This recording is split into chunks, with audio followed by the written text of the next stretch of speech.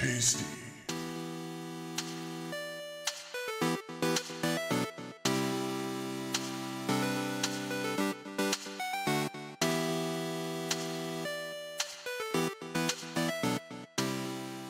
Hey everyone, welcome to episode 0 of the TastyBois podcast. My name is James Reiner, and I am joined here by my co-host, the tastiest man there ever was, Mr. Kawlundram. Yeah, it's me. Hello. It's your boy. We were just talking before the podcast about how to pronounce that name. And I already messed it up. It's fine. Just keep it. Mr. Kawlundram. I do a running bit on my Source Gaming videos where I always change my name. So the last video we made, it was a Dram. And I think I also did one time, it was a Country Fried Dram. Country Fried Dram. I just change it up because no one can read it. Conundrum. Oh, that's such Conundrum. a good conundrum. Yeah. No matter which way you look at it, he's still tasty. Conundrum. Yeah, I'm still tasty. So, this is a brand new podcast that me and Mr. Colin have been planning for a while. We're pretty much just going to be going over the random crap that we've been doing the past whenever the last episode was. I mean, by that measure, this episode has to be about everything because it's the first episode. It's the pilot episode. It's the pilot episode. Oh boy, I'm so excited. So, Mr. Colin, that is me. What have you been up to? I just graduated 4.5 years of film school. That's neato. Wow. Yeah. As of 3 weeks ago? Yeah. You have a degree in being tasty. I have a degree in sitting on my ass and being really pompous about movies. That makes me feel old because I graduated like 5 years ago. I mean, as the old saying goes, Colin's only friends with people more than like 3+ years older than him. Yeah, that is true. I mean... I was like, I remember having I had like a big group of friends of people that were all like 24, 25, and they're just like, how old are you, Colin? Like, because they were like, oh yeah, like we're gonna go hit up a bar, right? And I'm like, I can't. And they're like, why? I'm like, I'm 19. And they're like, what the fuck? And I'm just like, yeah, I don't know what to tell you. I think I made that mistake at MagFest, like 2 years ago. I'm like, yo, Colin, you want to like come get some shots with us? And you're like, well, not with that attitude. with your little spinny hat, you're like, well, I don't know if I can go because I'm only 20. I have a big swirly lollipop and suspenders. You're literally Balloon Boy from FNAF. But now I just drink absinthe at MagFest. You just walk in the room and Colin's just there, hello, holding the fucking balloons. I drink absinthe and then I watch all the people around me like not know how to mix absinthe properly. I've never tried absinthe. It's pretty good once you do it right. Most people think you have to just drink it straight, which is the dumbest thing one could possibly do. Don't you have to like soak it into a sugar cube or something? You just mix in some cold water and sugar. That's all it is. Yeah, aka sugar that's left all over my friggin' hotel room. That is someone else's fault. That wasn't mine. I remember waking up the next day at MagFest and we're just sitting there like, where the hell did all this sugar come from? There was one guy who tried mixing it at that little karaoke party we had, and it became like a frothy foam. I don't know how the hell that happened. I think they tried mixing like 4 different things that just like had a really bad chemical reaction, but yeah, I don't know what was up with that. Karaoke was fun though. We should do that again. Yeah, that was pretty cool. I didn't know that the Switch had a karaoke game before that day. Yeah, it works real good. I think they keep updating it. Yeah. So. What is it, like a subscription service, right? It's free, and then you just pay for time. Oh, okay. So you can just pay for like 3 hours. So it's kind of like just going to a karaoke bar. Yeah, exactly. Nice. Which I think is like the best way to do it. The only problem... It's better than those stupid little discs you have to buy. Yeah, but it doesn't have bootleg Snake Eater. No, it doesn't. I went back to Japan. We're going to talk about our Japan trip, but one thing that I thought was hilarious was I didn't realize at first, but the second time I went to Japan, we went to one of the chain karaoke bars. I forget what it was called. And I did Snake Eater, and I didn't realize the subtitles were so wrong. Yeah. That singing the song to the subtitles was like one of the greatest drunken times I've ever had. There's been a few times where I was like, I'll sing some like Beach Boy songs, and the lyrics are just completely off. Yeah, we sang All Star by Smash Mouth, and even those lyrics were not really correct. And I was like, all right. I wonder if Awesome. it's because they have to do a conversion to Japanese, and they do like a literal translation of the Mm. Japanese translation. Yeah, that could be the case. But yeah, we've been planning this for a while. TastyBois, it in of itself is a throwback to our Japan trip from last year. Oh man, yeah, that Which was a good time. it's been a year and a half, and I still won't shut the hell up about it. Hey, there's no reason not to. It's a trip to Japan. That's friggin' awesome, man. Yeah, but we also just had a really good time. It was just like really comfy and cozy, and you know, I don't think we've ever officially spoke of the trip in any material. I know you've done a few videos. Yeah, I did some videos related to Shen. Well, there goes my phone. Oh, there goes Oof. my phone again. Put that shit on mute. I swear to God. Yeah, right when I say Shenmue, my phone starts blowing up. That's funny. Yeah, I did some videos related to the Shenmue real life locations, which is in Yokosuka, Japan, which was pretty cool. But that was later in the trip. So let's start at the beginning, Colin. So how did the TastyBois, two little lovely boys like me and you, get all the way to Japan? We have e-celeb friends who push us into doing things. E-celeb friends. It's funny because that's the Japan trip. The trip we were on was actually the second time I was asked to go on a Japan trip. Same. Um, I couldn't go the first time. yeah, exactly. Because the first time, our good friend, time for a hot name drop, Super Bunny Hop, George. We're just gonna call him George because we're not gonna be like, yeah, look at our famous friends. He asked me to go. I think in July with the idea of going in late September, Yeah, but I I remember. had taken a year off of school and I was just returning, so I'm like, I don't think a good idea for like my first month of school is just be like, all right, I'm back, all right, see ya, like just probably not smart.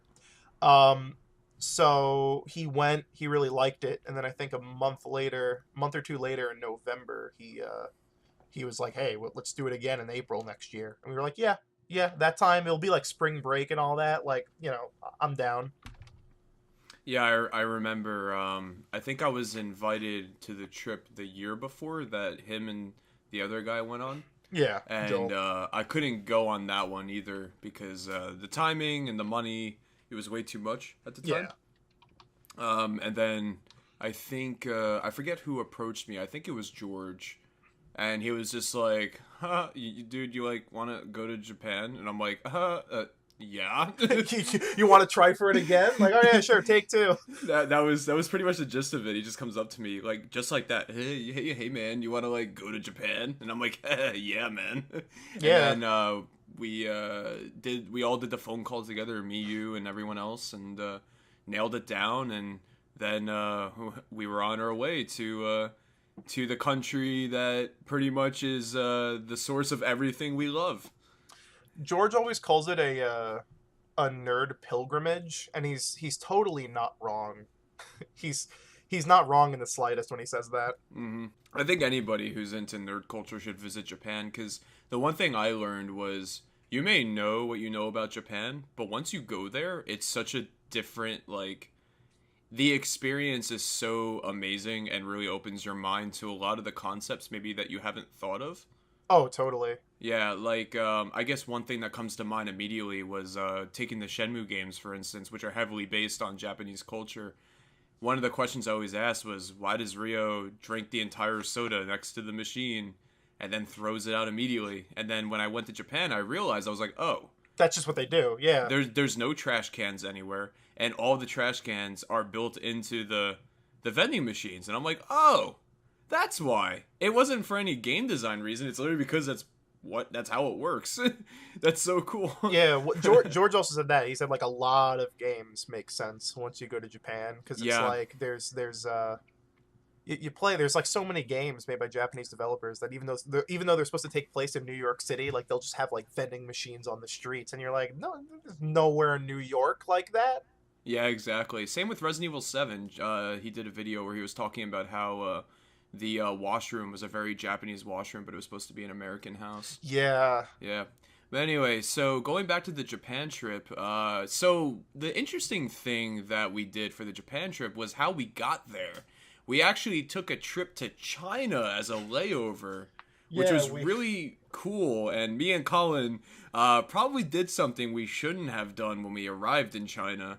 Which, here, I'll go over the story real quick. So, James and Colin, two very clearly American people going through the Chinese airport, which the airport itself was really nice. I actually really liked the Beijing airport. Yeah. Oh, yeah. Well, I have a theory about that airport. Well, not not the airport, but I have a theory about the hotel we went to. Yeah. Well, I mean, I guess context first. We went on a really shady airplane ticket site, which had just really cheap airfare, and I mean, whatever, it works, you know. Yeah. Like we're I did back. it twice. We can say that it worked. But oh man, the flight over there wasn't too bad. No, I thought it was actually pretty nice. The reviews for the airline, which was Air China, were very bad. Yeah. But I had a great time. I don't know, the food was good. The movie selection was great. The seats were relatively comfortable. My only problem is that I got no sleep. Yeah, I remember Which was a huge problem when we actually landed in Japan, because I basically went, oh man, I woke up 9 a.m. Saturday American time, and I didn't go to sleep. Like, I didn't actually get a full night's rest until, I want to say, 10 p.m. Japan time. Yeah. Which would have been 10 a.m. American time, Monday, Tuesday? Something like that. It was like just straight up 2.5 days of not sleeping. Pretty much Colin. I was a cranky boy. Yeah, Colin wasn't a tasty boy that day. He was a Sour Patch Kid. Yeah, I was I was really, really not great. Nah, it's alright, no worries. But yeah, so we got to the airport. The airport was nice, and I think my mic is peaking, which is great. It's fine if it's only... Little behind the scenes there, but that's okay. So, yeah, we got to the hotel, and the hotel was, like, super nice. It was very nice. But the one thing me and Colin did that we probably shouldn't have was, so there was this part of the hotel called the Executive Lounge, right?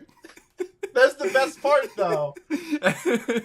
And James and Colin, we're tasty boys. We're looking for some tasty food. We walk in, and Colin, I actually found out why on my second trip this was something we probably shouldn't have done. Yeah. Was we walked in and there was a buffet of food, and we just started taking stuff from the buffet. They were about to close, so I don't think they minded. But the second time I went to Japan, I found out that you had to actually pay quite a bit of money to have that added to your like room ticket to be able to go to that buffet. Oh, well, no, because that's weird. Because they said that was all part of the that was complimentary part of the. Maybe they changed that within the last year. Maybe, I don't know. But I walked in and I was like, "Yeah, hello," and sorry, but I mean, the thing that made that buffet thing really funny to me, and I think just in general, is the fact that my theory about that hotel, it's a Hilton, that's right next to the airport. It's right next to the Beijing airport, and I have a theory, a game theory, if you will, that it's. I love you, Matt Pat. Yeah, I still have to I still have to take him up on that offer, but I'll talk about that in a future episode, maybe. But I think that's meant to be for like American ambassadors. I don't think that's supposed to be for like your average Joe.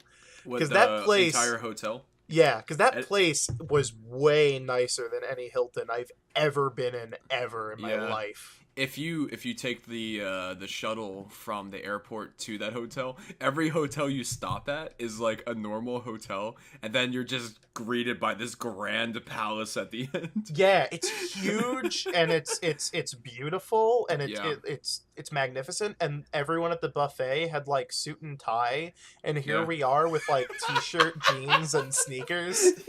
And we're like That's- sweaty and we're gross because we just got off of a fucking 14-hour flight. Yeah, that's why I was saying before, we are clearly very American people walking into this hotel. But whatever, we just had like, fish, mushrooms, fries, little Yep. cakes, and Diet Coke, and it was badass. Exactly. It was real good food. Exactly. Hey, Colin? Yeah? I don't, so I'm interrupting the broadcast for a second. Yeah. I really need to go to the bathroom. Okay. It's, like, real bad. Tasty. So, Oh, yeah, sorry about that. So, I had to take a tasty break. We're now back. I should probably, like, insert a dumb commercial or something. There you go. Do you want to watch Homestar Runner in full screen again? Tasty.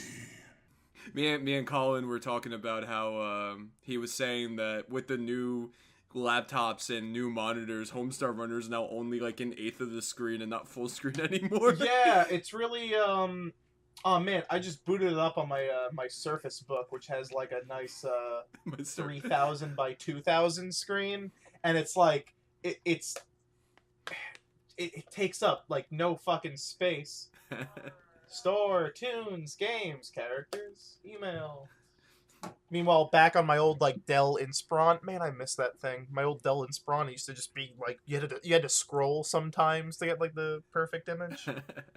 Yeah, what you should do is you should probably like go get like an old Dell monitor, like a 480i monitor or 480p Yeah. or whatever it is, and just make that your dedicated Homestar Runner monitor. I mean, I could also just, Chrome has that nice feature where if you zoom in on a web page, it saves that zoom setting on just that website. So I can just boost it up to like 200%, and it doesn't look bad because Flash scales really good. Yeah, that is true. That is definitely true. Or But maybe yeah, we had a meal fit for a king. Oh yeah, going back to that executive lounge. Yeah. I forget which kind of food they had because it's been a while. I have a picture. Ah. I have a picture. I can look at your plate and see for myself. My But while I tasty look plate. for that, we might as well also mention that the room we had was also very stupid nice. Yeah, it was actually really cool. And despite me paying for the room, I got to sleep on the couch. I mean, we all paid into it. Yeah. But we did have a couple with us at the time, so we kind of gave them the bedroom, and then us three remaining sad boys had to sleep Two. on the couch. George wasn't with us. Oh, that's right. Yeah, he went. Yeah. He went straight to. Oh no, he was in Japan for like a week before we got there, I think. Yep. Yeah, that's right. So there's actually a really epic video that Colin took. I don't know if I'm gonna play it over the podcast video, but there's an epic video where the room looks amazing, but then you just see my stupid ass just asleep like dead on the couch. That's only a fragment of the full video because my parents were like, tell, but they were like, show us what the room looks like, and I did like a full video tour. Yeah. Then you just have the dead guy on the couch. Yeah. That's an accurate representation of my entire life. It's just me dead on the couch. But I mean, we were all sleepy after that flight. Yeah, definitely. Yeah, I just flew in, and boy, are my arms tired. Dude, the room was so nice. I Yeah. remember the bathroom was really cool. You remember the There was bathroom? two bathrooms, yeah. With like the ring light? Yeah. You could Twitch stream from the bathroom. Oh my god. The second time I went to Japan, I actually got a room that was 2 floors, which was interesting. It was that same room, Colin, but it had stairs going up to a second floor that had yet another really nice bedroom and yet a really nice Twitch bathroom.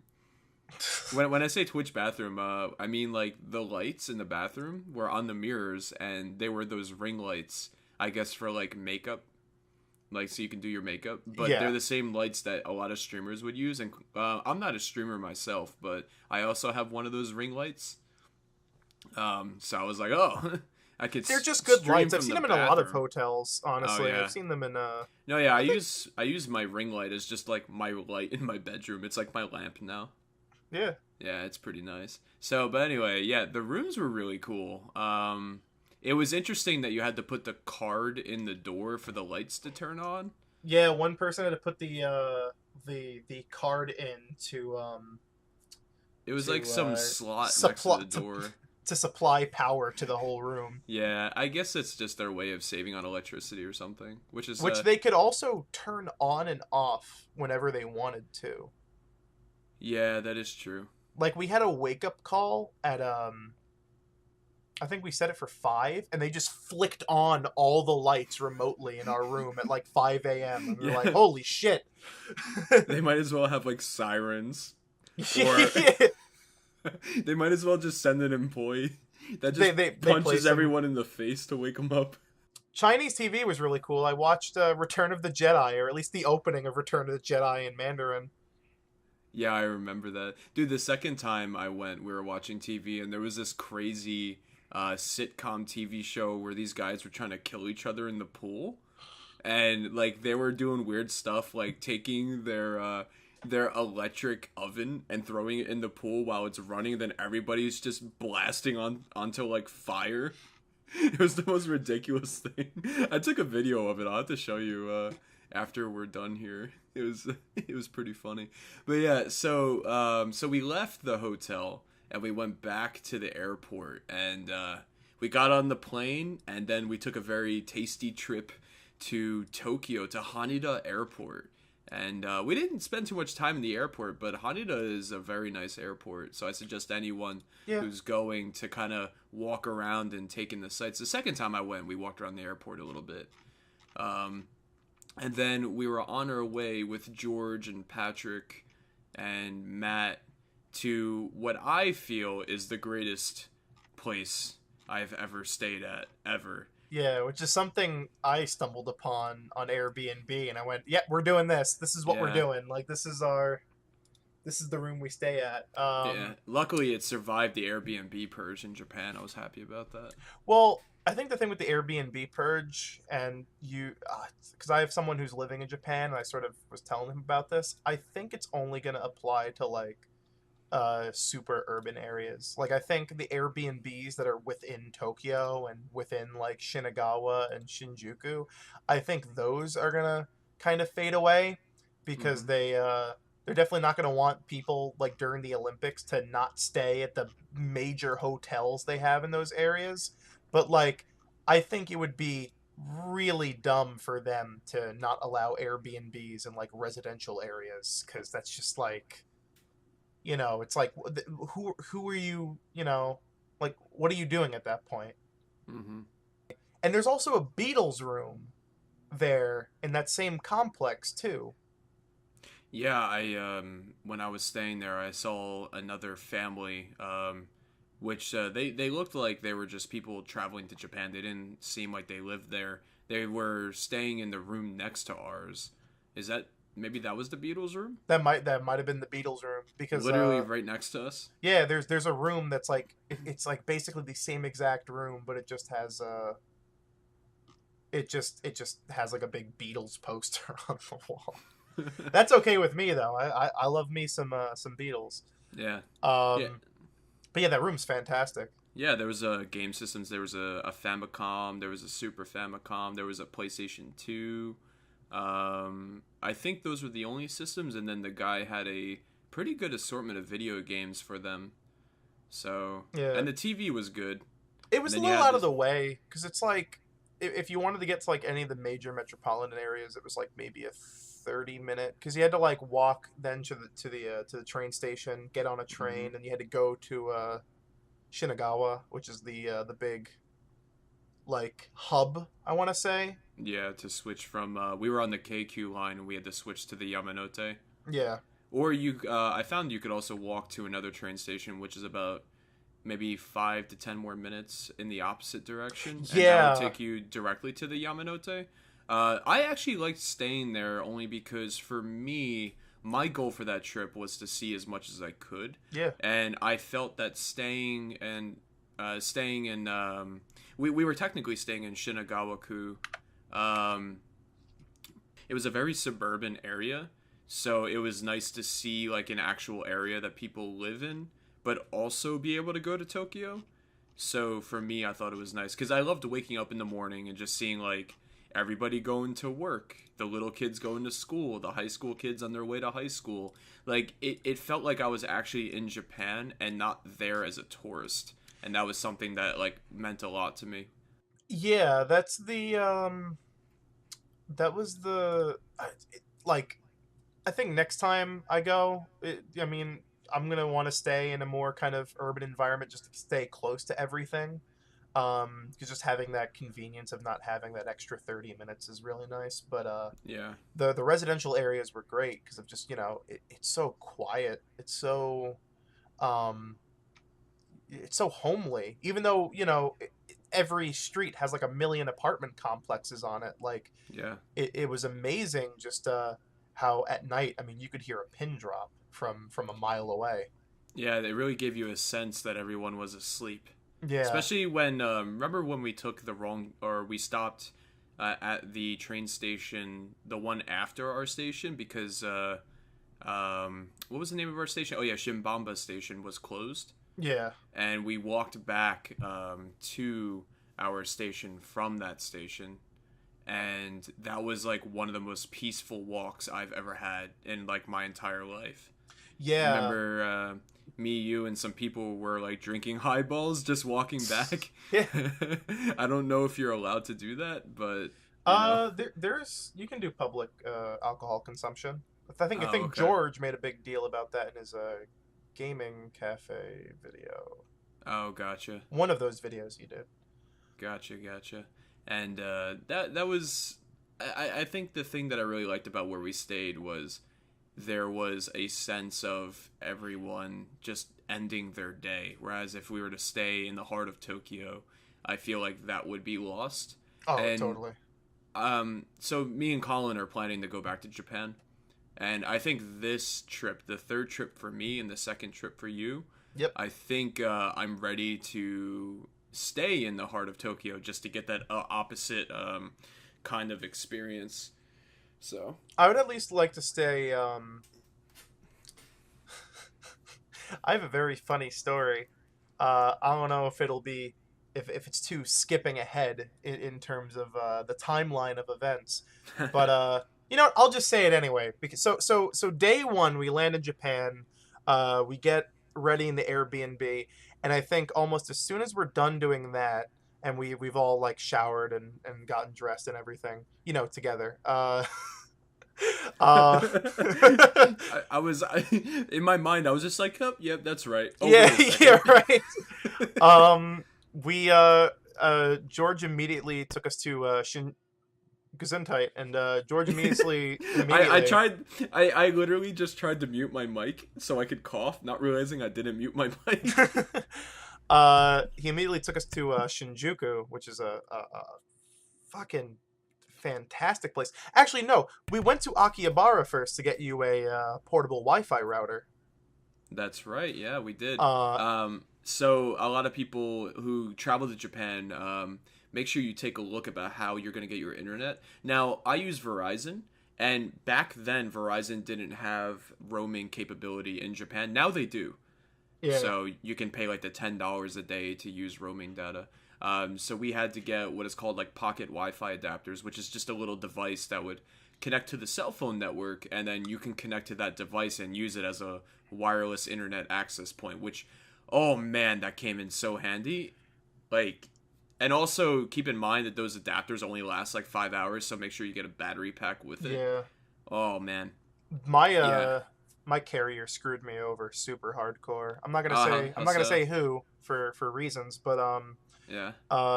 basically they had a travel plan. They have two travel plans. They have a new one and an old one. The old one was the one I did was you paid $60 for a month, and they gave you unlimited texting, I think $1 per minute calling, and then they gave you a whopping 600 megabytes of data, which is the worst deal on the planet because you're going to want to use Google Maps and Apple Maps, and those the minute you turn those things on, like that data ticker starts going up and up and up.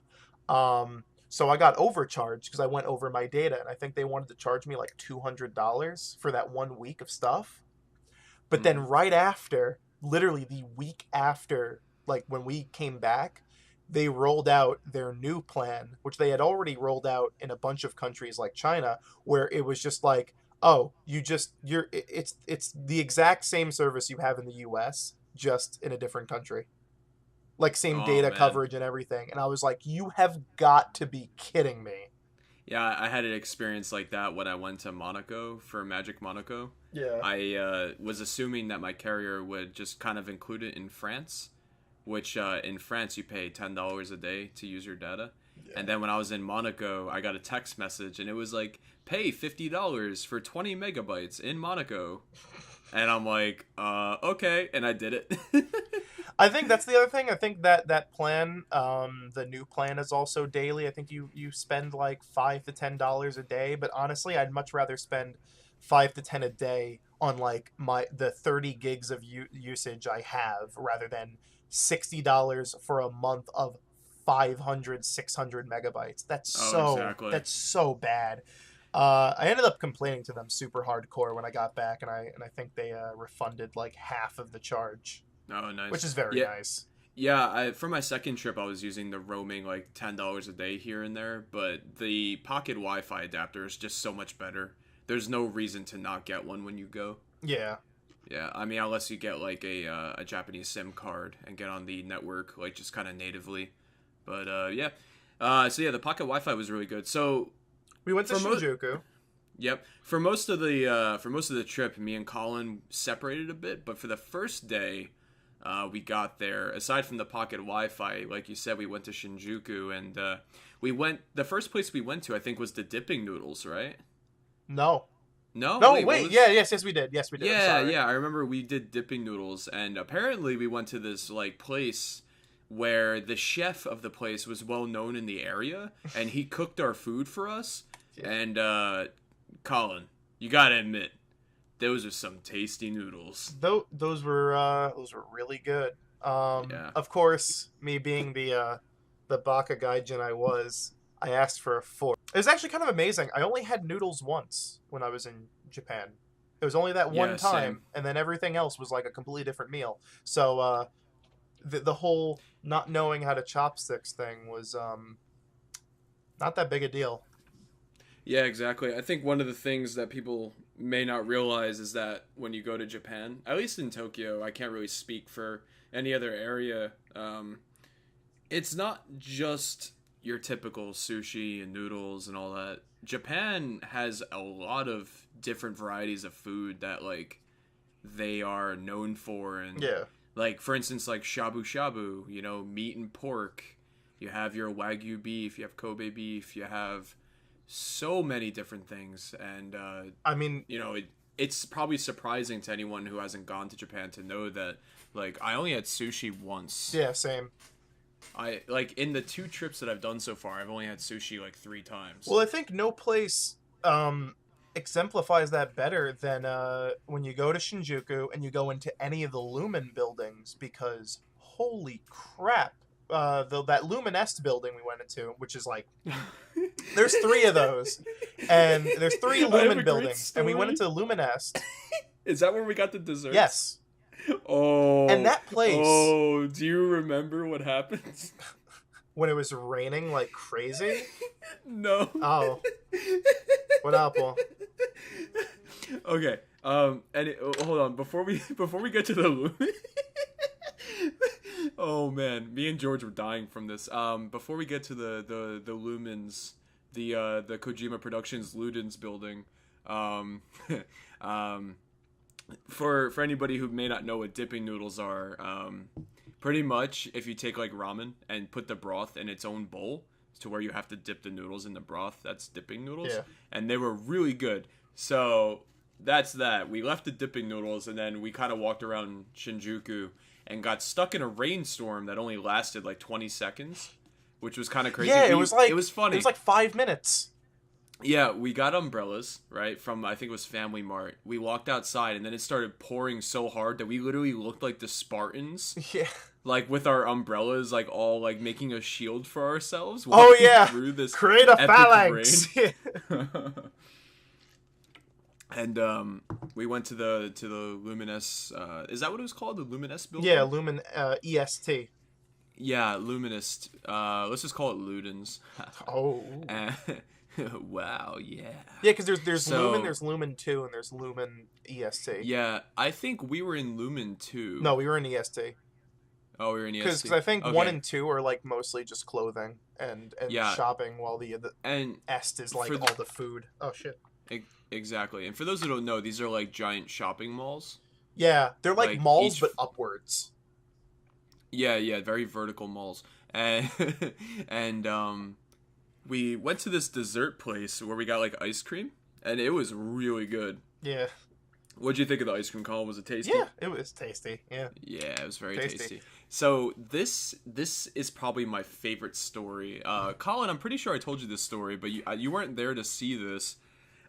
So I might have been with I- Patrick. maybe. Oh, yo. Oh, was this the bathrooms? Oh yeah. Oh, now I remember this. Oh yeah. Now I remember. So I can speak a bit of Japanese, but I can't read Japanese, right? So poor James has to use, the boys' room, right? So I walk into the bathroom, and I'm doing my business, whatever. About 10 minutes later, I finish up, and I'm standing there dumbfounded, trying to figure out how to flush the toilet, right? And I'm looking at anything that would be like a sign, because in Japan, like, there's a lot of writing in hiragana and katakana and kanji, understandably, but Yeah. there are also instances where they'll use very practical signs to represent things. So I was looking for something that looks like what flush would look like as a symbol, and I can't figure it out. But I see this one symbol on a button. Now, this whole time I probably could have used like the Google Translate, but whatever. And I hit this button thinking that it's the flush button, right? And because it has like little water droplets, and I was like, oh, it must mean flush. And I'm looking at the toilet, like straight into the bowl, and all of a sudden I see this I see this rod start coming out of the toilet all nice and slow, and I was like, what's going on? And this water shoots out of the rod. It's the fucking bidet. It starts spraying me in the face. And I start laughing because I just realized what happened. Oh my god. And I was like, okay, it must be timed. So let me let the bidet timer run out. So I walk out of this stall with my face covered in water. And you just hear the water rushing out of the bidet just all over the wall. I have no idea how powerful that thing was.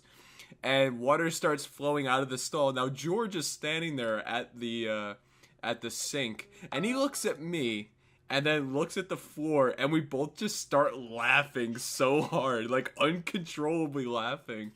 It was so funny. And I'm just standing there like, oh wait, I'm flooding the bathroom right now. So I run back to the toilet and I hit the same button and it shuts off.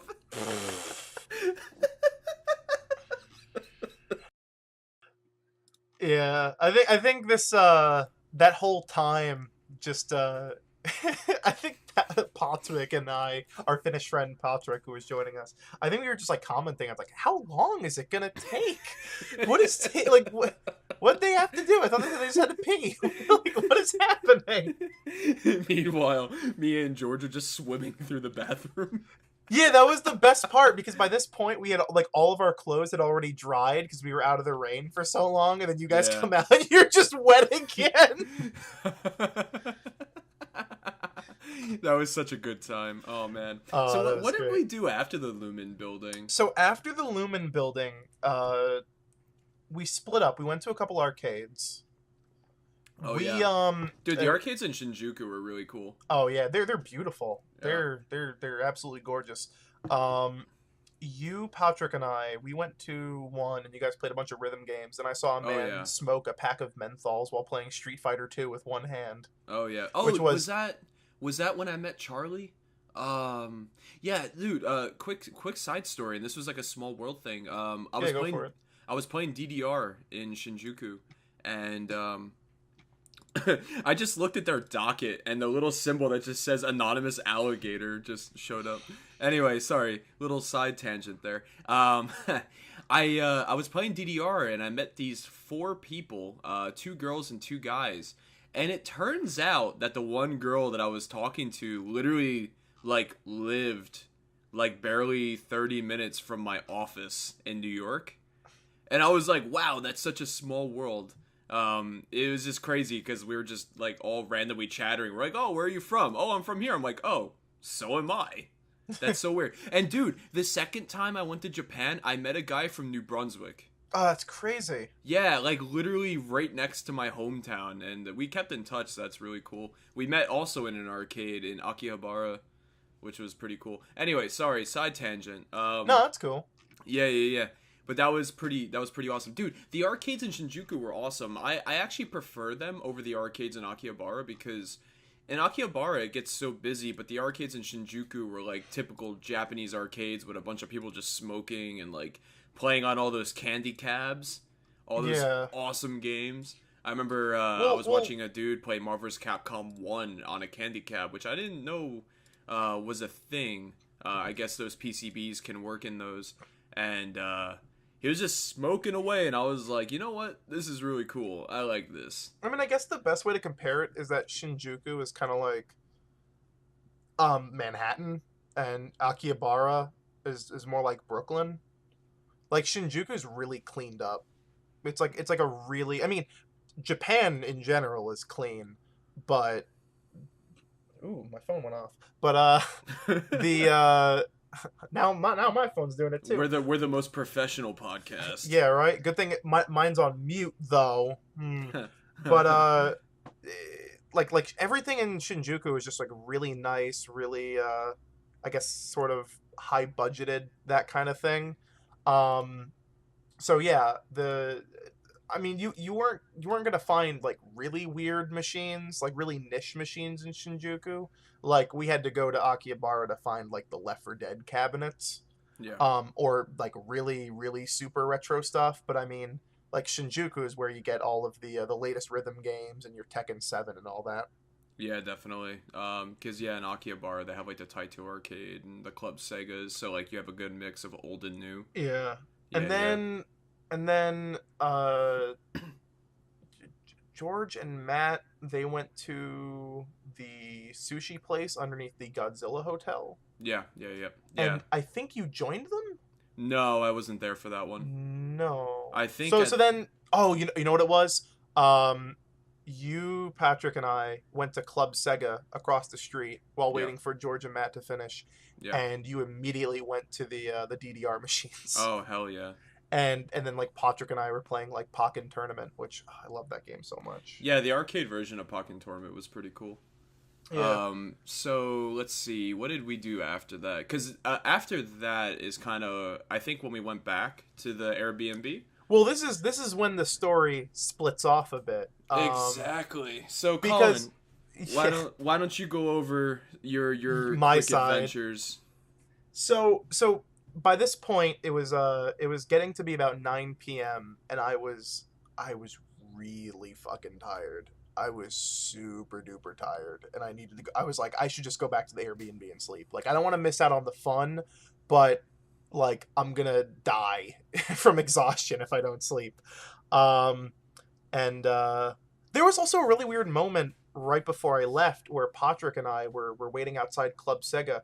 And he starts tapping my shoulder and goes, Conan O'Brien. Yeah, that's right. And Conan O'Brien, like the Conan O'Brien, the TV show host, look at that, another name drop, was just walking down the street.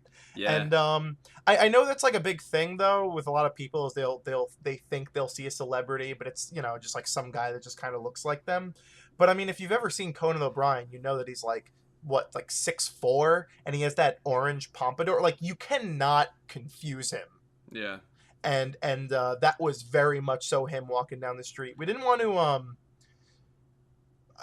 I think Patrick and I kind of regret not just saying like Conan to see what like how he would react. Yeah. I think I even asked him if there was any Japanese swear words that were close to the word Conan, so he didn't seem too rude for doing that. Yeah, I remember hearing like literally minutes after you guys saw him about it. If I was there, I would have just walked up to him and been like, "Yo, dude, Yeah. you want to like get some drinks or something?" I mean, he obviously looked like he was talking to two people, and he might have just been, trying to take a break. Because the show did Gotcha. not air during that time we were away, so, interesting. And the timeline lines up.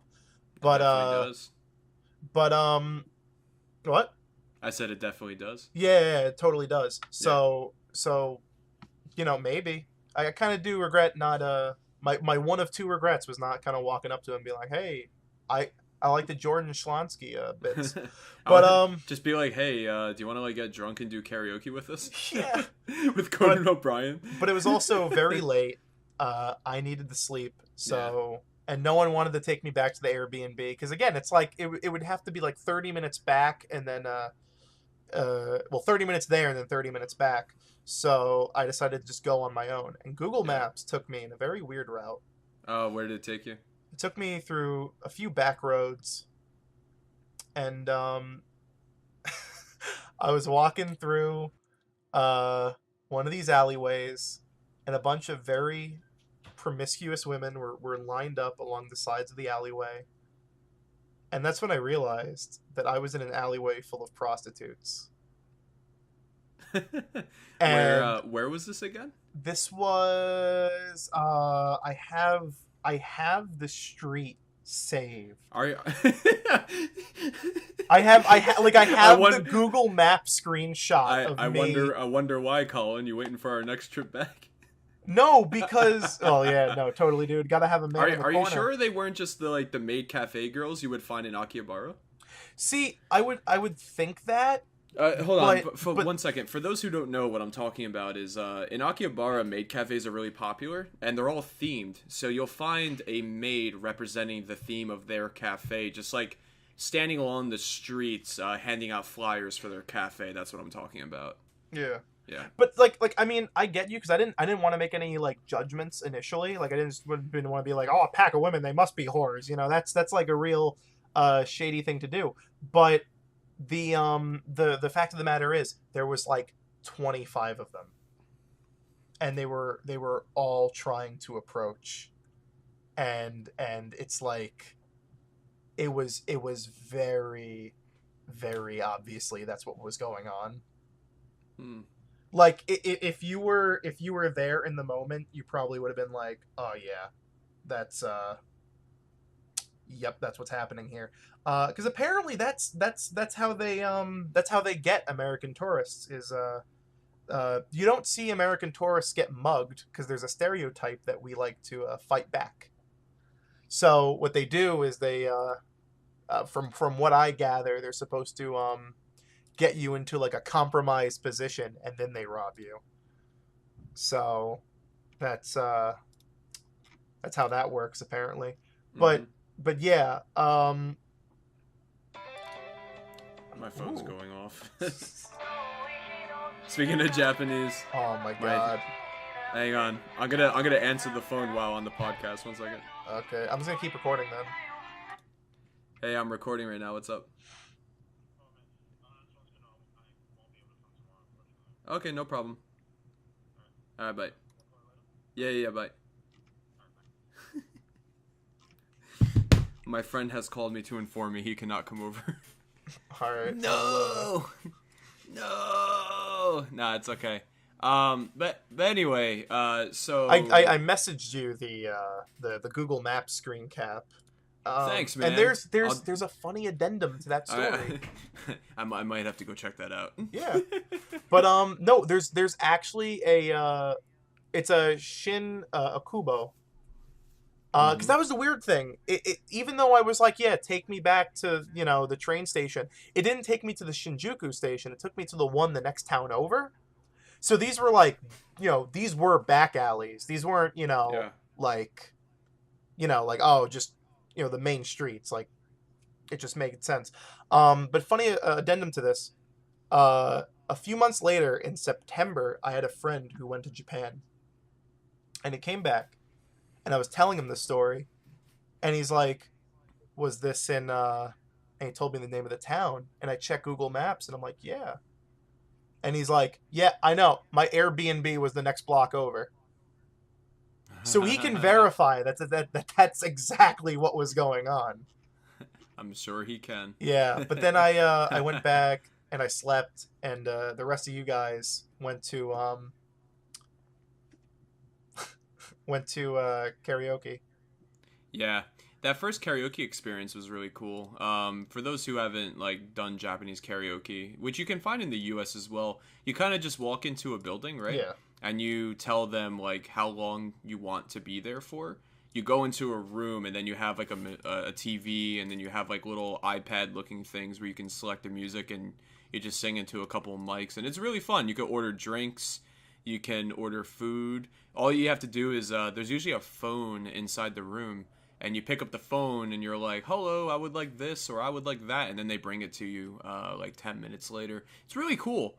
Really, really cool. And then a lot of the music, depending on where you go, you may find anime tracks, you may find video game music, you may find, very famous songs from all around the world, and you may find a lot of K-pop, you may find a lot of J-rock, a lot of good stuff.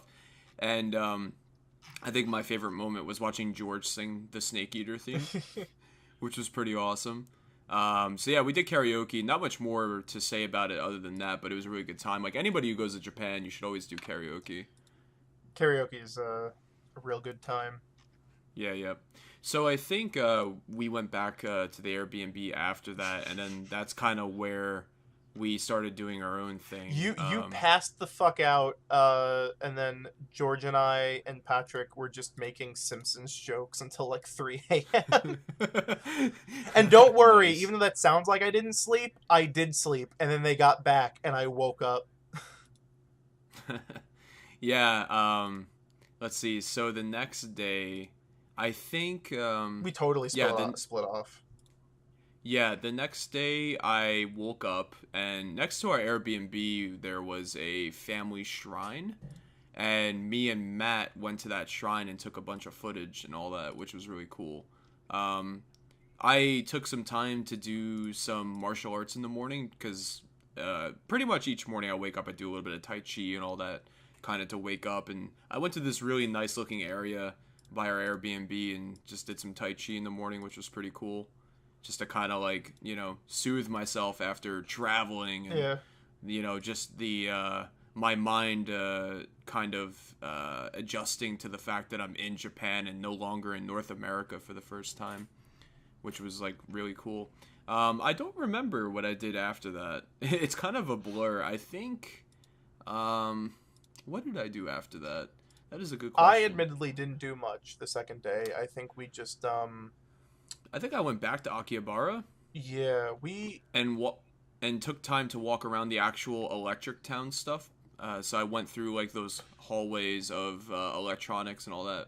So for those who don't know, Akihabara is actually a hub of electronics after World War II. And even though it pretty much became Anime Town, you can find a lot of shops that kind of look like a flea market for like random stuff. For those familiar with Radio Shack, I don't know if Colin, if you remember the drawers of Radio Shack where you could find like capacitors and all of that fun stuff. Think about that, but spread across an entire football field's worth of stores. And it was really cool to see. So I walked around, looked at all the radios and stuff, and then I just kind of ventured around Akihabara for a while for that day. So there's nothing really important to talk about from that day. It was just kind of walking around Akihabara. I did see Akiba Man, though. That was interesting. Do you know who Akiba Man is? Okay, so there's this guy who is kind of locally famous as well as well known through like the Japanese like J-vlogger scene. He was nobody knows his name from what I understand, but I think it was Aki Dearest named him Akiba Man, and he's just some dude that walks around Akihabara on that main strip and just stares at people, and he has like this crazy outfit on he actually looks pretty cool, but I took a photo of him and he just stared at me for 5 minutes straight, like without blinking. And like he's got like a long beard and he's a little older, so like it's kind of creepy but kind of cool at the same time. Yeah. I don't know if he's just playing like kind of a character or if he actually is like It somebody might who just be a character thing. yeah, just kind of lurks around Akihabara. I mean, I don't blame him. Akibara's pretty cool. Yeah. So yeah, that was pretty much my second day in Japan. My third day is where the story gets fun. But Colin, what did you do on day 2 of the Japan trip? Well, day 2 was pretty quiet. I spent the morning with oh, now I actually remember what I did. Because it was just a very quiet morning. It was George Patrick and we got breakfast. And this is when I mean, people in Japan don't really get breakfast. Breakfast is not a big thing. You just kind of wait till lunch. But I think that was the first time I really understood how cheap and good Japanese food was. Because the day before, like, we went to a ramen place, you know, and that was just like, all right, that's just a meal, you know. But here it was like, hey Colin, yeah, I'm gonna interrupt you again because I used the bathroom. oh my god, really? Yeah, hold on 1 second. Tasty. Okay, I'm back. All right, cool. Sorry about that, guys. I had to take yet another tasty break. And also, Diablo 3 was fully confirmed for the Switch. Nice. That's pretty cool. Yeah. I think you're gonna be able to play like four player on one Switch, maybe with the singular Joy-Cons. That's gonna be pretty cool. Nice.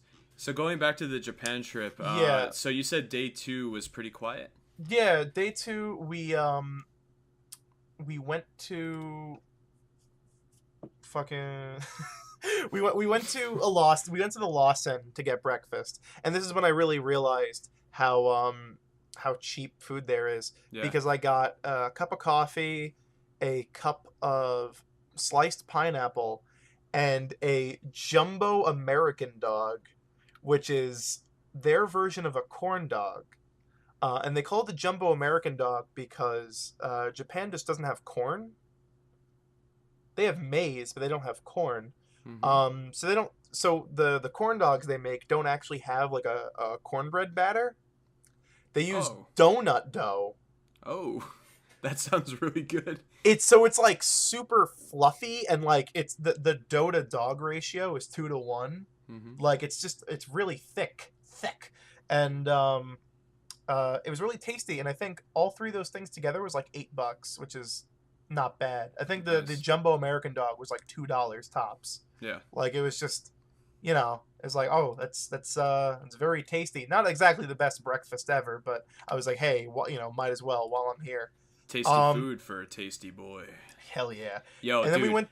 Yeah. Hold on, let me interrupt you for 1 second. How my favorite part of the Lawson was just how fucking good that fried chicken was. Oh Yeah. my god, dude. All right, I'm gonna say it right now. Lawson fried chicken is the best. Family Mart chicken is not as good, in my opinion.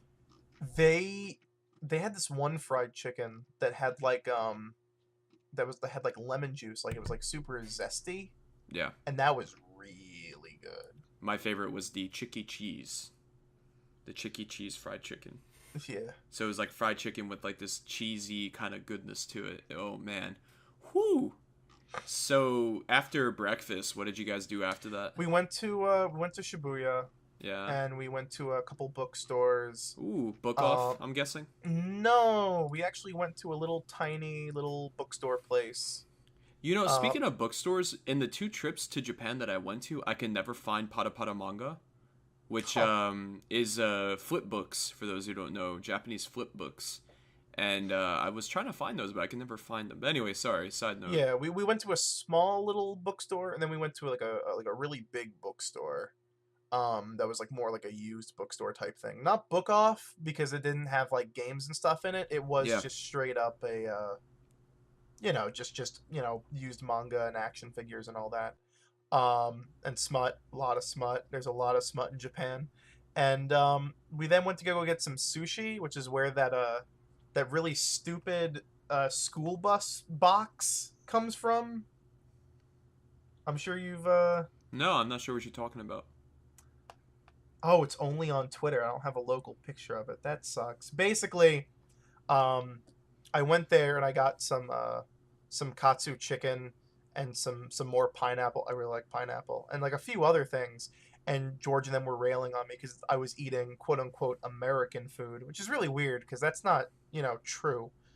Um, but they were like, "Oh no, you have to have sushi," and they had this like lunchbox for children that came in a small cardboard school bus, and one tray had like little hamburger patties, chicken nuggets, and French fries, and Patrick and George had that, and then the other tray was just like a little mini variety sampler of sushi, Oh, that sounds pretty good. and I had that, and it was pretty good. But the little school box was a little school bus box was really adorable. Nice. And then we just went to a couple arcades. We went to a book off later. I would say for me, day two didn't really start until we went to Akihabara and we started hitting up like Soft Map Oh man, the and all soft map those big buildings. electronic stores. I love soft map because Yeah, you know, they have I everything. mean every nerd likes a little bit of hentai, right? And God I mean damn it. some people don't want to admit it, but anybody who's into nerd culture has probably dove a little bit into that side of stuff. And the thing about soft map that I thought was hilarious is that it's like 7 floors, and the higher you go, the more like risque it gets. Yeah. I remember going to the top floor and just being like, wow. I was just like, I don't even know like what to say right now. In my mind, I was like, this is cool and awesome. It was a good time. It's a They actually had AV model like signings and meetups there, which is I thought was pretty cool. yeah.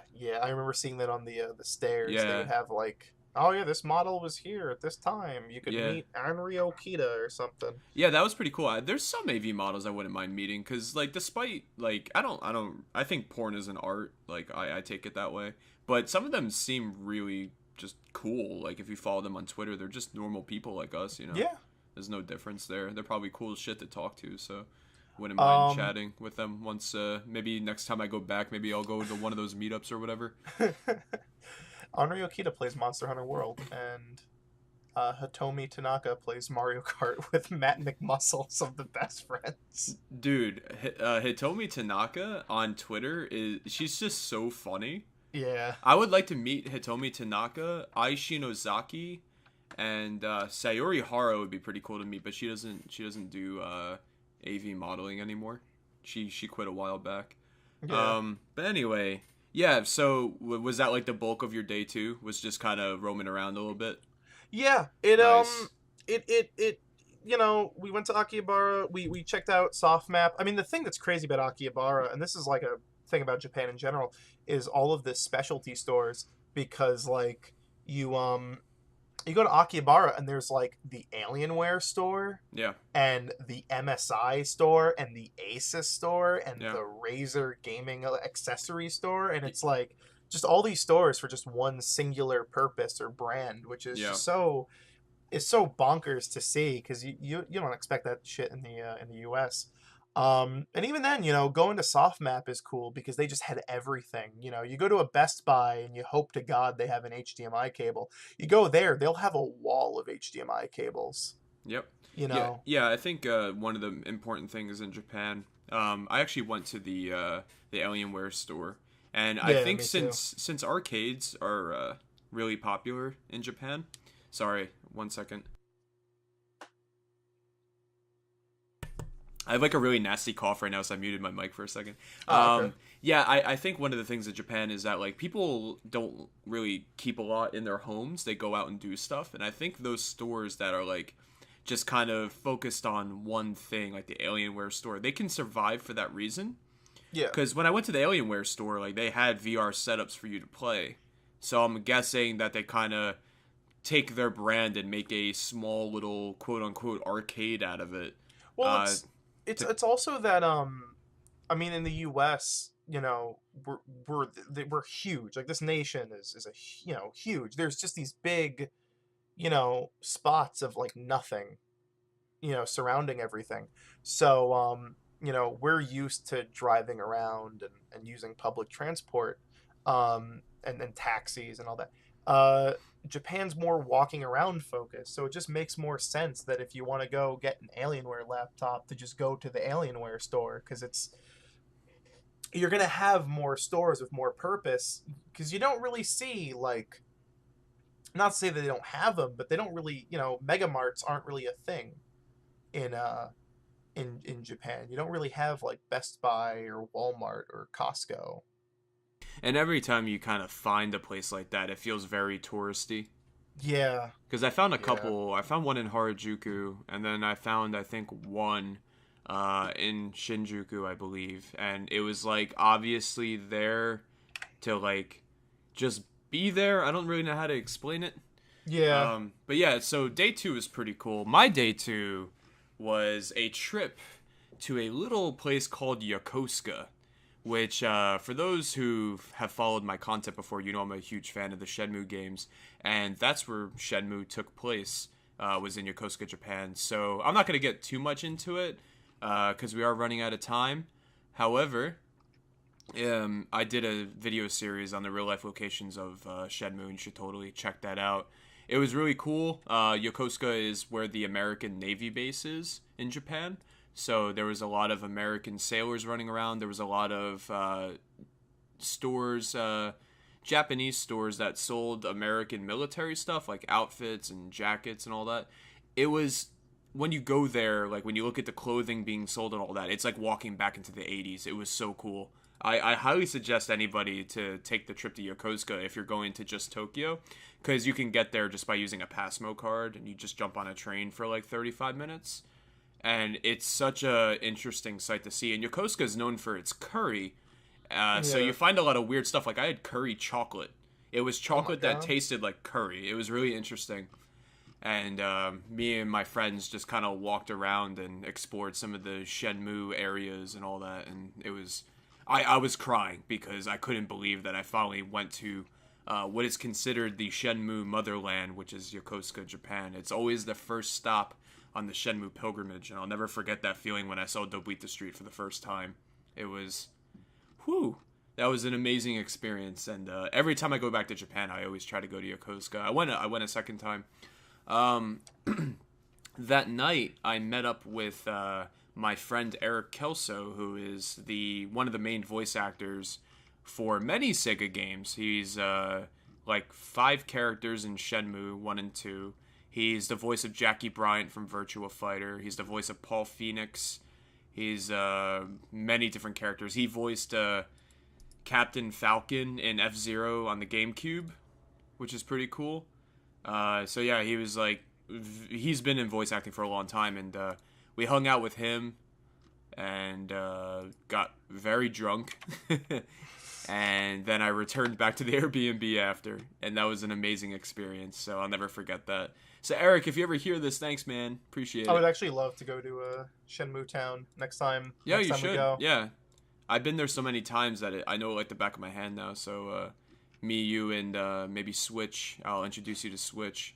We can go there again. The closest I got to something like that was going around those back ways in Shinjuku and just seeing like the batting cages from Yakuza, because it's like the same exact place. Like they copy pasted it into the game world. Yeah. So you're just like, whoa, I know this. Which is that's a feeling I wish I could experience more. Like I had some friends come up from Texas who had never been to New York City, and it was amazing the amount of stuff they were recognizing just because it was in GTA 4. Like they were recognizing the MetLife building just because, it looks like the Get a Life building in GTA 4 and stuff like that. Yeah. It's really cool. Unless, like, as silly and goofy, and I'm such a nerd XD as that is, like, that's got to just be like the neatest thing, is to just be like, oh, it's like the video game but in real life. No, yeah, definitely. For me, another experience in that realm was my second trip to Japan. I went to a park with there's this guy that a friend of mine knew from Twitch. His name is Tofu. I'll just call him Toph. And he took me to this park. It's the same park that has a Ghibli museum connected to it. And apparently it's from Persona 4, I believe, or Persona 5. Might be 5. 5 is like a big... And I haven't played those games yet. I own them, but I haven't played them, which is funny. Everybody tells me to play them, and I know I should. Sorry, I had this nasty cough. No, that's cool. And from what I was told, it looks exactly like it does in the game, down to where like you can go on a date apparently in that game, and the area you do the date is like this exact area I was sitting in, and it was like spot on with how the game looked. And it's just amazing like how talented video game developers are to recreate like real life stuff. Oh, totally. And like just to design scenarios around it. Wow, I can't stop coughing. To design like scenarios around it, which is pretty cool. And there were so many games. Like my first ever experience of seeing like what represented real life in a game was Shenmue, and like seeing Shenmue's real location in person, it was like I was like, wow, this is very similar down to like where the bus stop is. Like it's so weird, which is pretty cool. So yeah, that was like my day 2. So for the rest of the Japan trip, for me, it was kind of rinse and repeat. I kind of went out to Shinjuku again. I went out to Akihabara again. So I don't really have much else to speak about at this time regarding the rest of the trip. Do you have any other closing like stories of the Japan trip, Colin? I have a handful because the later days were definitely more full of stuff that I did.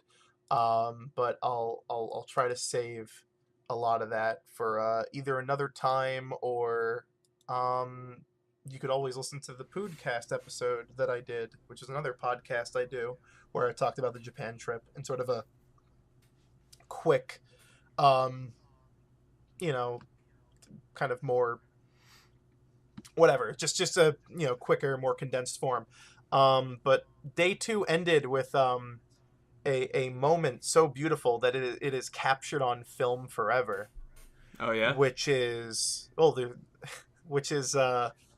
coming back to the Airbnb and Matt Visual telling me that he broke the Famicom, and then showing me. I remember that. Basically, from what I understand, someone left it on the floor, left the Famicom on the floor. Okay, alright, hold on. You're making me sound bad. Okay, we're playing video games, and the only spot for the console was the floor. Yeah. We were playing the Famicom, and mind you, this was a AV, like, modded Famicom, right? Mm-hmm. And I left it on the floor, and I fell asleep. So I wasn't the last person to play it, so you can't blame me. I just left it in the spot that I found it in.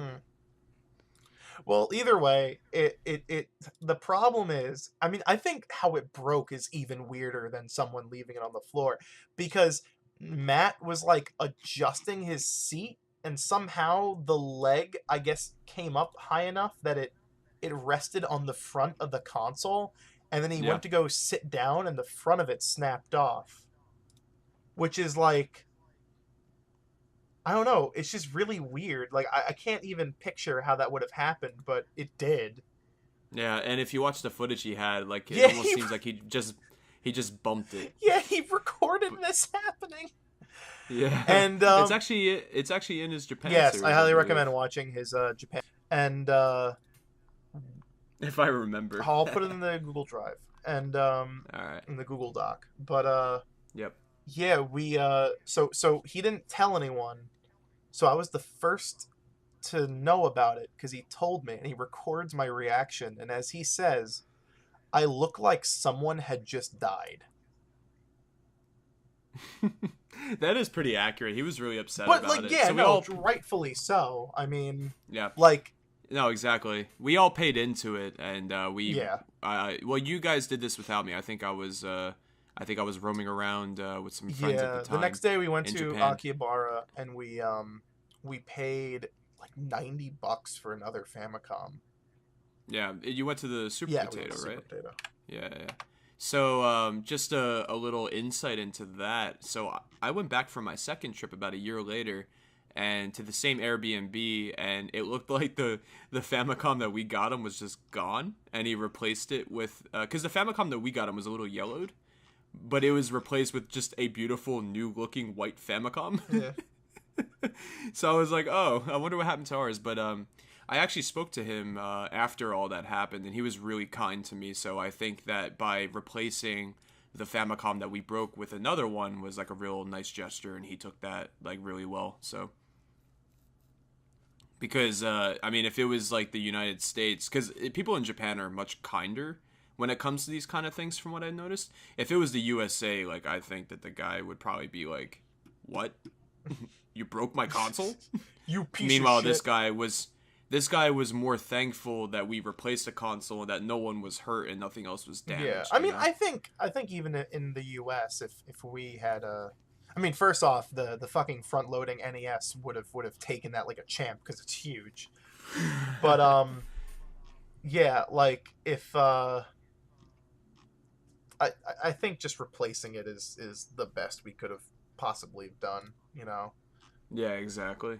I mean, there's a lot of other stories. Pretty much anything I did with Matt, you can see in the video and in his series of videos. Like we went to Disney and the Capcom bar, and I loved going to Disney, and the Capcom bar is closed now. What the fuck? Hmm. Yeah, those Resident Evil 7 drinks looked pretty cool Yeah. with the eyeball juice. Yeah. But yeah, Japan was definitely an experience that I think anybody should have. I'm pretty much trying to just make it a yearly thing now at this point because I've made friends Yeah. in the area in Japan when I was there the past 2 times, and those are people I definitely want to like keep in touch with. So I'll probably be going back just to like, experience the country even more, especially now that it's pretty familiar to me. At least Tokyo is. And I'm like, really excited for my third trip, your second trip, Colin. Yep. And yeah, so 2019 should be a real tasty year. So, but yeah. Tasty. Anyway, so the TastyBois podcast has a slight focus on video games. So we decided to kind of maybe talk about what's going on in the gaming world at the moment. And one of the topics that has recently come up was a gameplay reveal of Doom Eternal. Yeah. Which, my goodness, I didn't think that, because I loved, and Colin loves Doom. Yeah, and I Doom's- also love Doom's Doom. my favorite video game ever. The original, Yep. not the new one, but Doom 2016 is a good ass game.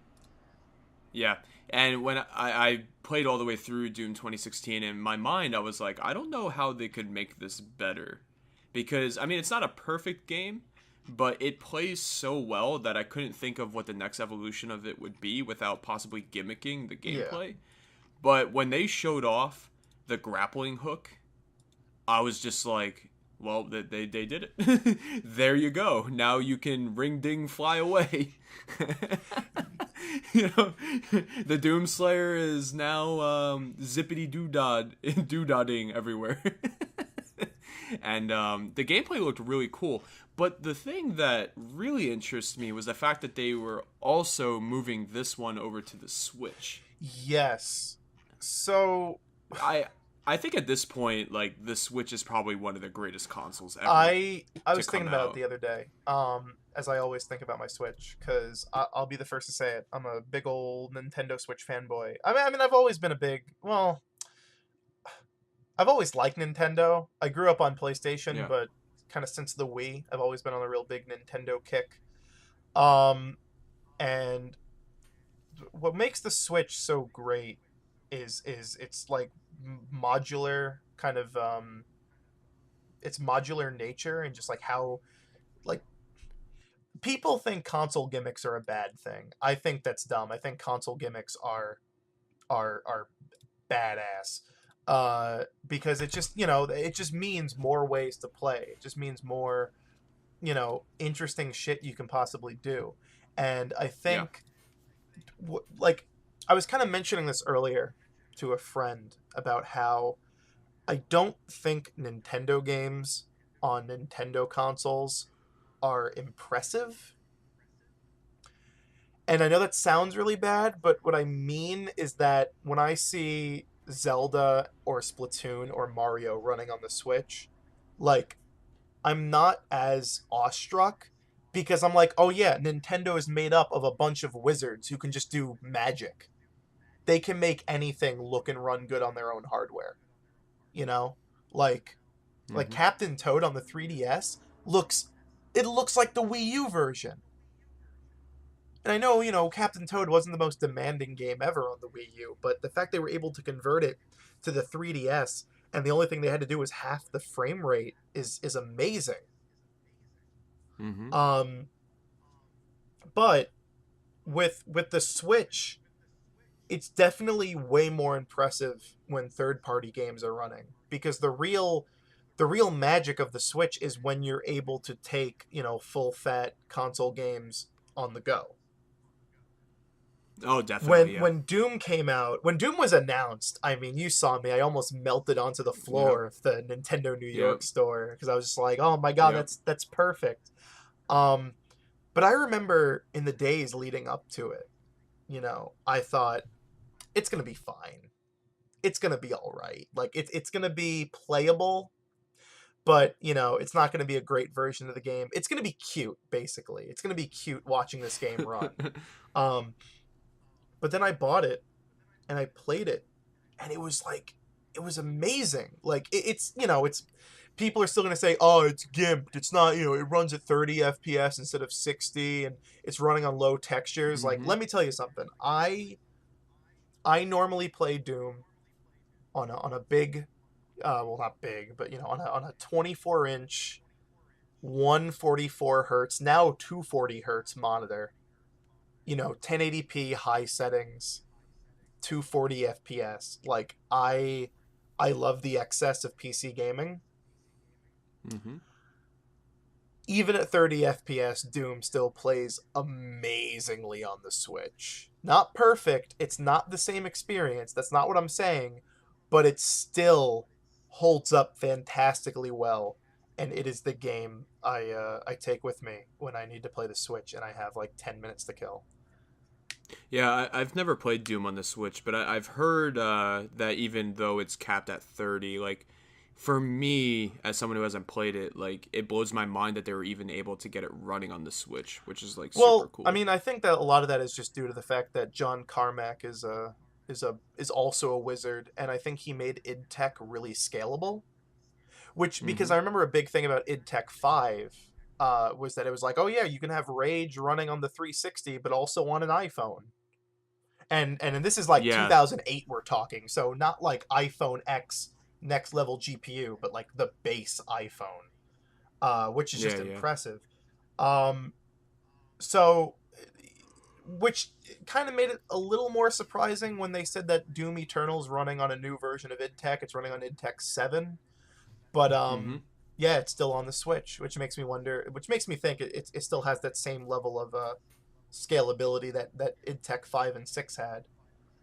Oh, I'm But sure. If they're announcing a Switch version right off the yeah, bat, then you know that it probably meets their quality, like, of standards and yeah. stuff. Yeah, Doom yeah. is a But I'm yeah. really no, continue. Doom's really good of a port. Wolfenstein 2 is also really interesting. I don't think Wolfenstein 2 is a very good game. It's probably the worst Wolfenstein game, to be honest. But again, Panic Button, the guys who did the port, did the game's even more stable than Doom. Granted, it also might be running at a slightly lower resolution than Doom does at currently, most of the time. But You're talking about Wolfenstein 2, yeah, right? Wolfenstein 2 On on Switch. Switch, it it Okay. it, it runs like it hits that 30 FPS mark like the entire time, and it's real Yeah, I neato. think Doom does, but I think Digital Foundry provided results that, like, it doesn't always hit 30 FPS. Definitely.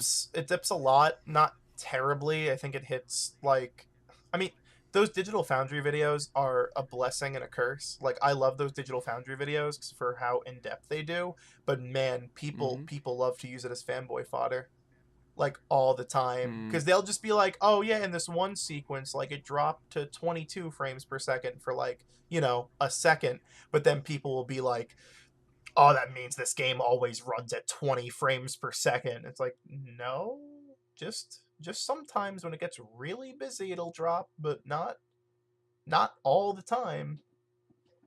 And that's something you'll see on every console. No, exactly. I think that there's sadly a lack of education about like how video games work and like that kind of sector of gaming. Like people jump to conclusions way too much without understanding the technology base as to what's actually going on. Like frame drops are very normal. Like they suck, yeah, because it can screw up the your experience. But when you're actually making these things, Most like, of the time they're not noticeable. it is tough to optimize code, man. But yeah, Doom Eternal on Switch, I can't wait to see what it's like. Doom is not a system seller for me for the Switch, but maybe in the future I'll pick one up. I mean, I'm gonna be real. I'm gonna be buying 2 copies. I'm gonna buy one for PC and buy one for Switch. Which I'll definitely be getting it for PC. If the game sucks, that just sucks for me. But I will be a piece of shit and buy 2 copies of the game because that is awesome. And I really hope this starts the trend of seeing same day AAA releases for Switch games going forward. Which is something, that'd be pretty cool. I mean, we're not really seeing, but that's that's almost kind of granted because of the Switch being less powerful than the Xbox One. But who knows? Because lately the ports we've been seeing for the Switch have been absolutely fantastic. Fortnite came out, was pretty alright. Paladins is amazing on the Switch. Holy crap! They got that crap running at 60 frames per second, and it looks as good as the Xbox One version. Nice. Dragon Ball Fighter Z fighters looked and ran great during the open beta. And now we have Diablo 3 and Ark coming to the Switch, which I didn't expect. So yeah, I'm down. Yeah, the Switch, I mean, I don't own one, but there are a lot of games on it that I would like to play on the go. Like Hover and Thumper are 2 that come to mind.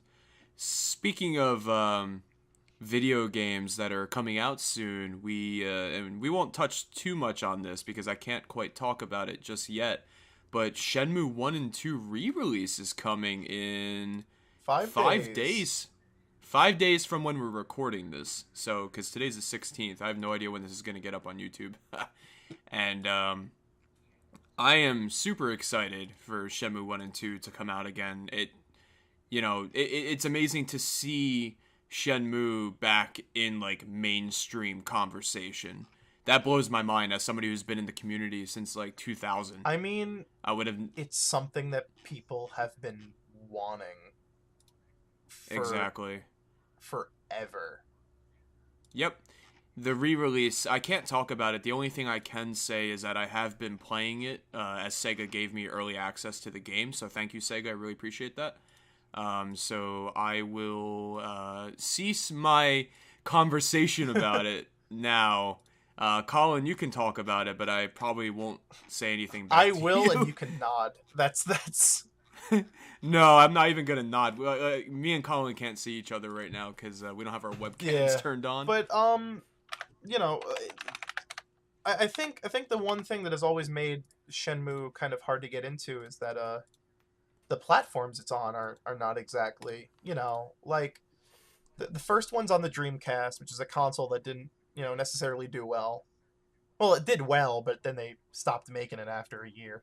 And then the second one was bizarrely only on the Xbox. They never brought the first one over. Well, they kind of did in DVD form with the movie. Yeah, but that movie is horrible. It's really stupid. It condenses 6 hours into like 90 minutes. Like, yeah, I love Shenmue, and as somebody who knows the game inside and out, that DVD is a very horrible representation. It's so stupid. Game. It's also just not fun to watch. Yeah. What's interesting though is that DVD was actually that movie was played in theaters in Japan, which is pretty cool. I heard about that.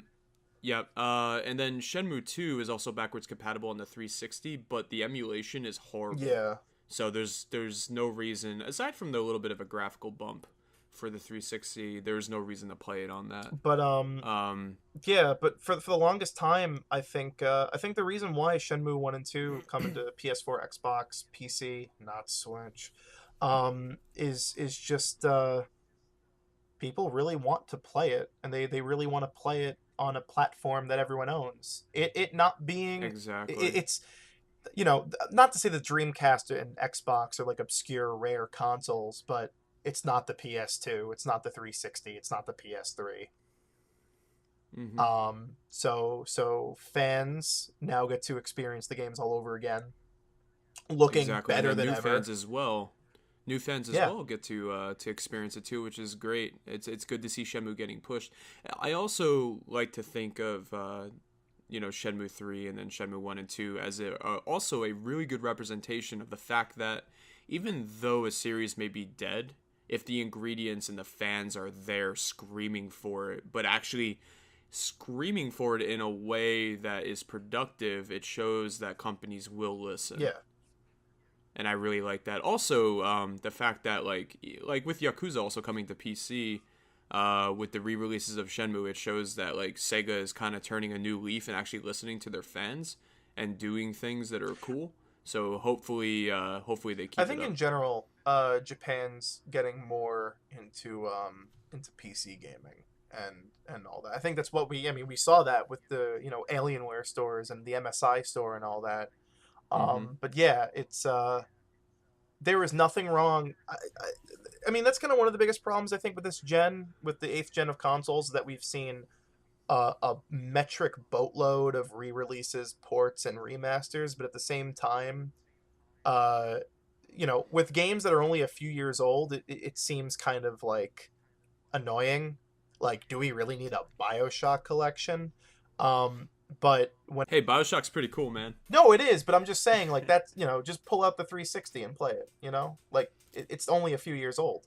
Yeah, Now it's I now it's think 10 years old, but yeah, I think the point of that though is just future proofing it, because yeah. like releasing it on PC in a collection just means it's pretty much like stabilized for the next like 15-20 years. But with cult classics like Shenmue 1 and 2, I can't complain because that's just what everyone wanted. It's Yeah. just another way to play an obscure game. Same thing with Metal Wolf Chaos.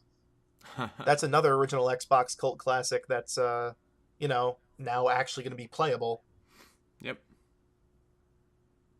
So that's I'm pretty one of the neat. very lucky people who can play a physical copy of that game. I think you as well. You have it, Yes, right? yes, I have Metal Wolf. I sold a PS4 for it. Oh, nice. That's a good trade-off. Yeah, right. Um, Don't worry, I have a PS4. I was buying a PS4 Pro, and I said, well, I might as well offload this thing. yep. So I think that just about wraps up our gaming news. So we'll move on to our next section, which I'm only stating it out loud because it's episode 0, which is this, like we said, is kind of a pilot episode. Yeah. Tasty. Colin, was there anything you've liked? Video games, movies, whatever. Yeah, this will be Recently. our recommendations segment where we Yeah. just talk about one thing we really liked, and we'll go off of that. Um, this is not just from the past week, but I've been doing this over the last month or so. It's a little thing called Clone Hero, which is I've always liked Guitar Hero and Rock Band. Mm-hmm. I've always thought they were really good times. Just invite some friends over, play some Rock Band or whatever. And I remember very years ago, uh, when I started to really get into emulation, one of the first things I did was I put Dolphin on my laptop, and I put on like a bunch of the Rock Band and Guitar Hero games for Wii. And I was just, I would like bring my laptop around and play Guitar Hero and Rock Band on it. Mm-hmm. Um, because the one thing that's very kind of interesting and but a little weird about the Guitar Hero and Rock Band games is the instruments. They hold a lot of value. Like if you want to buy one of those old guitars, it's going to cost you like $25 plus. Mm-hmm. But the games themselves hold no inherent value at Oh all. yeah, the Guitar Hero games are like $5. Not even. I remember there was a point where I went to go trade in Guitar Hero 3, and the guy at GameStop was like, straight up, we don't accept these because you're just gonna get a penny because of how many copies we have. Yeah.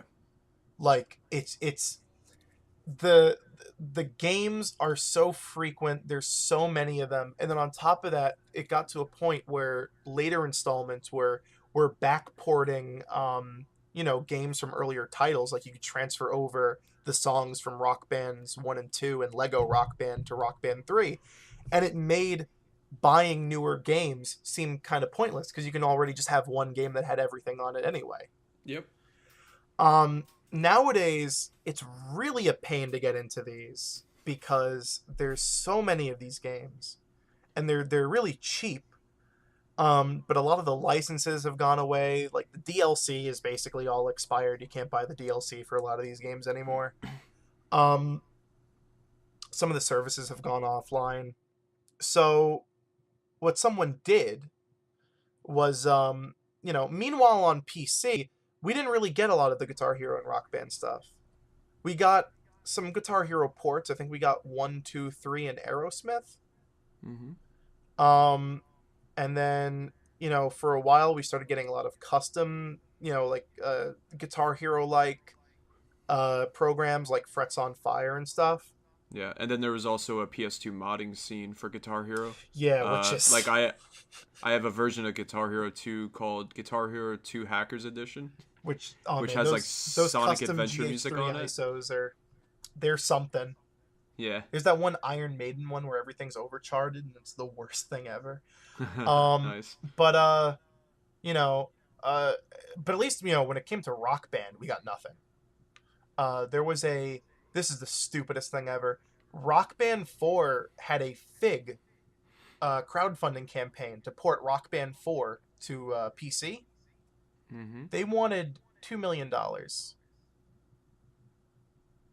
As you can imagine, they didn't hit that goal. They made, I think it was something like 75% of it, though.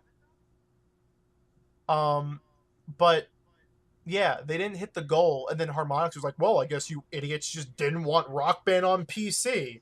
Really shows, how good you guys are. And it's like, yeah, because no one wants to fund a port of Rock Band 4. Mm-hmm. Especially considering that, like, you have to pay them for the crowdfunding, and then you have to buy the instruments anyway, which weren't guaranteed to work, and you have to hope that they would employ custom tools and all that. Because a Guitar Hero game on PC is just not going to work unless there's custom content. Having a set list, a set amount of songs, is just not going to be good for anyone. Exactly. I feel like there's a lot of precedence with that exact thing in the dance rhythm community. Yeah. Like, there is no DDR for PC because pretty much everybody knows what Stepmania is. So, like, when it comes to games like Rock Band and Guitar Hero, I feel like the community is so strong and so, like, technical that, like, maybe they just don't want Harmonix to be the ones to do the PC version of that game they love, I think... Sorry. So, like, why have Harmonix do it when they can just build an engine for that game themselves? Which is basically what Clone Hero is. Clone Hero is made in Unity, which means and it's very lightweight. I think it's primarily based on Guitar Hero 5. I think is the main inspiration. Between with the timing and everything. But it does support everything Rock Band. Like, it has keys, it has drum support, it has bass, it has lyrics. But that's the thing. The community for it is amazing, and it's not just custom tracks. They have ported over so far every single song from every single Guitar Hero game, all the Guitar Hero DLC, all the Rock Band games, all the Rock Band DLC, and then, this whole universe of just custom content. Oh, yeah. That just will fill in the gap of, like, oh, if this artist was on Rock Band but didn't have the best songs of their back catalog on Rock Band, now it does. Yeah, and that's an amazing thing because that, much more than Harmonix, pretty much solidifies the future of that entire community and the game that they love to play, Absolutely. Like, for me, I've been playing DDR for almost 20 years, and that's how I see Stepmania. Stepmania is that game that will never go away. It's always there, and it's something that I love, so I'm happy that the community and the initial programmers like Chris Danford, for instance, went and made this game that will pretty much last forever instead of like a game that, you know, Bamani would put out that would just become obsolete as newer games come out in the arcades, but they never get ported to PC. But now we have this game engine where people can just port custom content that represents what's actually in the real games. So I think that's the best solution for really any game that has a cult following. Yeah. Is to just make like your own open source game engine that can do the same thing. Especially with something like Guitar Hero that's so heavily focused on the instruments. Yeah. I mean, that's the big thing about this, is that pretty much every instrument works. They actually have a chart that shows you which Rock Band and Guitar Hero instruments works. They have a rating system for the Guitar Hero 2 Explorer for the Xbox 360. It's just a YouTube link of Todd Howard holding a Guitar Hero guitar, and it's like him saying it works. Nice. And then for the most part, all you need is just download the game, and then you just need a guitar, which the most common ones are the Xbox 360 ones. For that, you'll just need the 360 wireless controller adapter for Windows, and then you just sync it up, and it just works. Like, everything's already ready to go. Then you just download songs, and it's perfect. But I mean, the thing that really impresses me is just how much more there is to that than you would initially think. Because it's not just like, oh, I can play Guitar Hero 3 songs however I want. Like, the customability is amazing. Like, Guitar Hero Live controllers work, and Guitar Hero Live, uses a completely different controller with a different fretboard. Mm-hmm. But they programmed it in such a way that you can switch on an option, and all of a sudden, all of these charts, all of these songs that were originally mapped for the 5-button controllers are then remapped to the 6-button controller, and you don't have to download anything extra. It just does it on the fly. That's really cool. And it is really cool. So that means that if you have any number of these guitars lying around, no matter which ones you have, you can just sync them up and play with friends, and it's great. Yep. And that's how it should be, man. Yeah, no, it absolutely should. Yeah, and that just goes to show that the community behind these kind of games are just so strong and passionate about what they do. It's like I said, they do a much better job than even the original company could do. Yeah, it really I'm makes happy me. that is actually a thing. It really makes me wonder how and why Harmonix didn't just do that themselves. Why they thought the best idea for for Rock Band 4 on PC was to just do a straight $60 port of Rock Band 4, and not just do like a $10 version with maybe a sampling of songs, but then just go, no, the real meat and potatoes is the custom content. Yeah. Yeah, maybe there's some legal things behind that they wanted to avoid, because I could see that with people using copyrighted music on like their game engine. They were planning on having Steam Workshop custom content. Oh, okay. Well, that works then. But the whole idea was that you had to it's pretty buy cool that things like that exist. Yeah. I guess for my own recommendations, I haven't really been playing too many things outside of the Shenmue 1 and 2 re-release. I have been playing a lot of Far Cry 5 lately, which I realize is kind of an older game at this point. I mean, actually not too old. I think it came out in like February or something. And it's been pretty cool so far. At first, like, I loved Far Cry 4 and Far Cry 3. I actually tried to return Far Cry 5 at one point because I thought it was boring, but then I got sucked into it about 10 hours in. And I'm now, like, I think like 40 hours into the game. I just... sorry, I just finished. If it's hard to say where I'm at. Hold on one second. No, it's cool. Tasty. It's hard to say like where I'm at right now without spoiling anything. Yeah. But I've gotten to a major point in the game, and now I'm just like fully invested. I'm actually probably gonna play a bit once we get off the podcast. So that's about my recommendation. I like Far Cry 5. Yeah.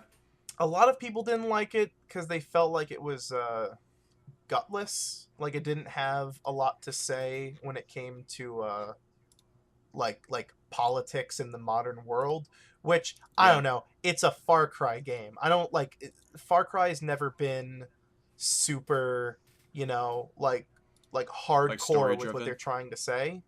And I think I think Far Cry 4 tried a little bit with all of the kind of supernatural stuff, but Yeah. you know. Like, I think a lot of people saw the initial trailers for Far Cry 5 and thought it was going to be like this big, crazy satire on the current modern world and not just a Yeah. Jim Jones-esque cult, which was the final game.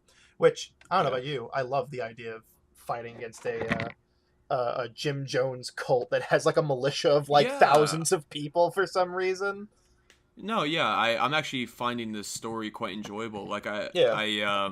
without spoiling it, there are certain people that you're tasked to kill, Yeah. and like I'm like super into like doing that. Like I'm driven to get to the end of this game. So it's pretty effective. At least for me, it was pretty effective, despite it being, definitely like you said, gutless. Out of all the people, not to get too spoilerish, I've only so far have seen the missions for the one brother, not the one of the north, not Jacob, John. I've done John's mission so far, and it was very fueling to get to the end of John's segment, so that was pretty cool. Tasty. I believe we have reached the end of episode 0 of the TastyBois. Obviously, this was a pilot episode, and if you've made it this far, thank you. Please leave some feedback in the comments, and we hope to get an episode 1 fleshed out for you guys. So, Colin, do you have any final words? See you next time, I guess. I don't know. It's just